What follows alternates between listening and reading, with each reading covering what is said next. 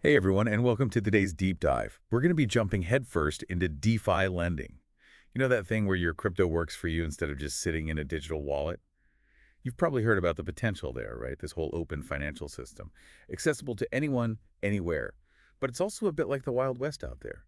Exciting, but with its fair share of risks. Yeah, for sure. Like the current DeFi lending landscape, it's dominated by a few big players and they don't always cater to everyone's needs or like everyone's risk appetite. Totally. It's like Here, trying to find a tailored suit at a discount store, you know? yeah. Not much room for customization. And that's where Euler V2 comes in, right? Aiming to shake things up with a radical new approach. But before we get to all the mind-blowing innovations, let's rewind a bit and look at where Euler's journey began. So Euler V1 launched back in 2020 with this ambitious goal of like revolutionizing interest rate models Hmm. in DeFi lending to make them more responsive to real-time market dynamics. It was a bold vision, but the road to innovation can be bumpy. Yeah, and Euler V1 hit a pretty big bump in the road with that exploit, right? The timing was pretty rough too, wasn't it? Michael Bentley had just become a dad. Yeah, it was definitely a challenging time for the team. A seemingly minor code fix meant to address a small bug unintentionally opened the door to a larger vulnerability. It just goes to show that security in the space is an ongoing battle. So how did the team bounce back from something like that? It's not like you can just hit the reset button in the decentralized world. You're right, you can't, but the Euler team used this experience as fuel for growth, taking the lessons learned from V1 and channeling them into building something even stronger and more resilient, Euler V2.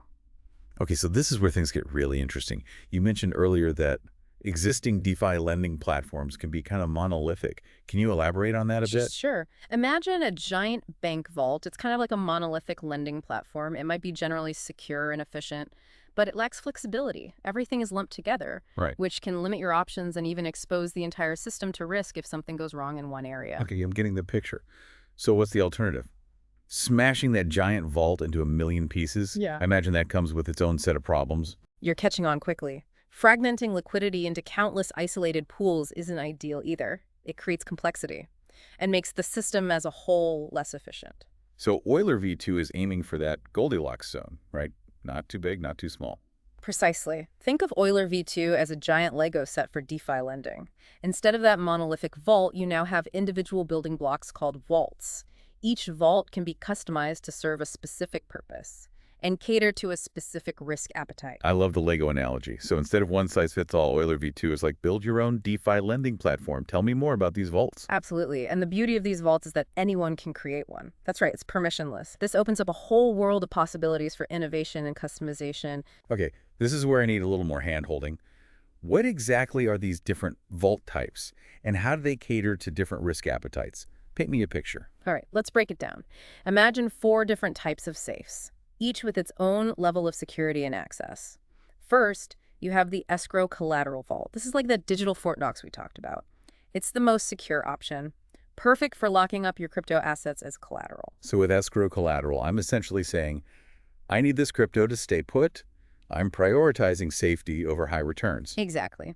Now, on the opposite end of the spectrum, we have ungoverned vaults. These are for the DeFi daredevils out there, the ones who like to live on the edge and manage their own risk directly. It's the Wild West of Euler V2, where the potential rewards can be huge, but so can the risks. Okay, so maybe not for the faint of heart.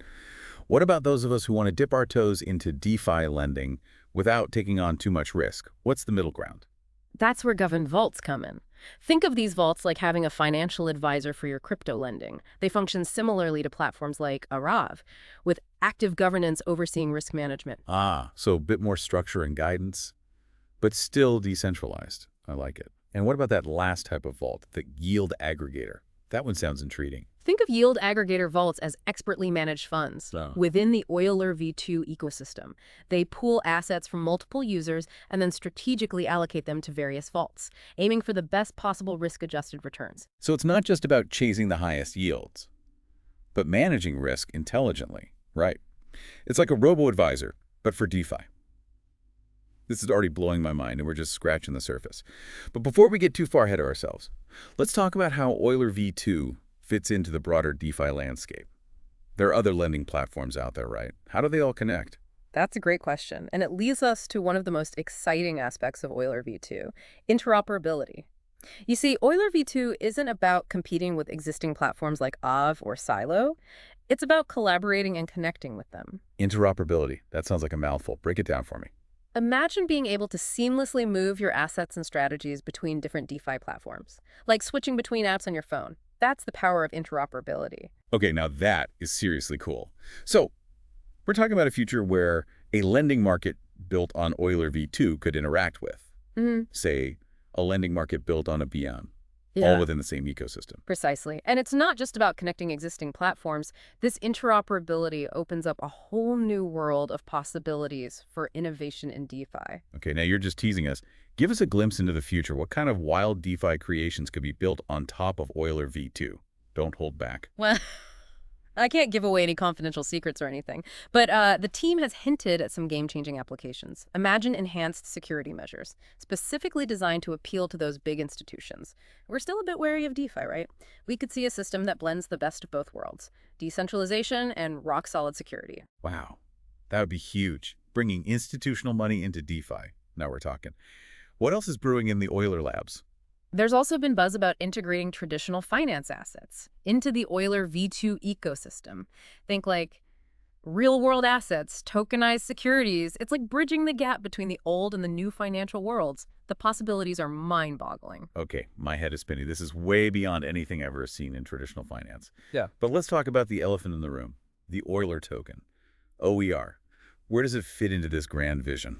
Excellent question. Now, OER has been around since V1, but in V2, it's evolving beyond just governance. They've introduced this really innovative auction system for claiming those juicy protocol fees. Hold on, auctions for fees. I've never heard of that before. Tell me more. So, you know how protocols like Euler generate fees in various cryptocurrencies? Well, instead of someone manually converting them, Euler V2 uses a recurring Dutch auction. Every few weeks, fees collected in each vault are auctioned off. So it's like a decentralized way to manage and distribute those fees, putting the power in the hands of OER holders. You got it.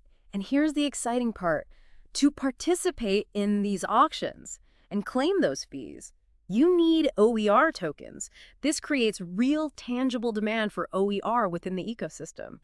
So OER isn't just a governance token. It's like the key to unlocking a share of the platform's revenue. That's incredibly clever. And speaking of clever, you mentioned something earlier about synthetic staking. Right. How does that tie into everything we've been talking about? Great memory. Remember how we talked about earning staking rewards? While your assets are being lent out, that's the magic of synthetic staking. And it's built directly into the vaults on Euler V2. Wait, so I can earn passive income on my OER tokens while simultaneously using them to participate in the Euler ecosystem. Now, that's what I call maximizing my DeFi potential. But it sounds like Euler V2 isn't just about rewarding existing users. They're also thinking about attracting new ones, right? Absolutely. They've rolled out something it's called the Euler Points system. Points, like a frequent flyer program, but for DeFi. Tell me more. Think of it as a way to incentivize both liquidity providers and active participants in the Euler V2 ecosystem. For example, users earn points for staking specific assets, particularly ETH and USDC. Okay, so even if I'm not ready to build my own custom vault, I can still earn points and get involved. I like that. It feels very inclusive. Exactly. And it gets even better. Vault creators also earn points based on the popularity and usage of their vaults. The more users your vault attracts, the more points you earn. Hold on. So not only can I potentially earn fees by creating a popular vault, but I could also gain recognition and status within the Euler community. It's like earning bragging rights for your DeFi innovation. You could say that. It's a brilliant way to incentivize innovation and community involvement. The more useful and popular your vault, the more everyone benefits, and the more the entire Euler ecosystem thrives. It's like they've gamified DeFi lending.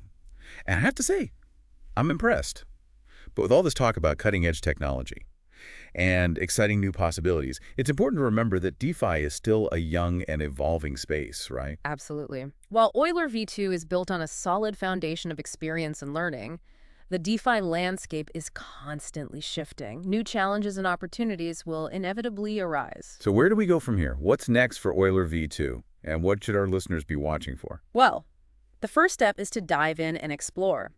Check out the Euler V2 documentation, experiment with the Vault Creation Toolkit, and get a feel for this new era of DeFi lending. Don't be afraid to get your hands dirty. I love that advice. Don't just be a spectator in this financial revolution. Get in there and build something. Maybe you'll create the next killer DeFi app that takes the world by storm. Yeah, that's the beauty of Euler V2. It's not just about providing tools. It's about empowering individuals to shape the future of finance. This has been an incredible deep dive. Wouldn't you say? I Oh. feel like we've only just scratched the surface of what Euler V2 can do. But one thing is clear. This is a potential game changer for the world of DeFi. I completely agree. This modular approach to lending and borrowing it has the potential to unlock a level of innovation, flexibility, and accessibility that we've never seen before. It's like witnessing the birth of a new financial system right before our eyes. And the best part is you can be more than just a witness. Exactly. With Euler V2, you have the opportunity to be an architect, a builder, a pioneer in this new world of decentralized finance. So here's a final thought for all our listeners to ponder.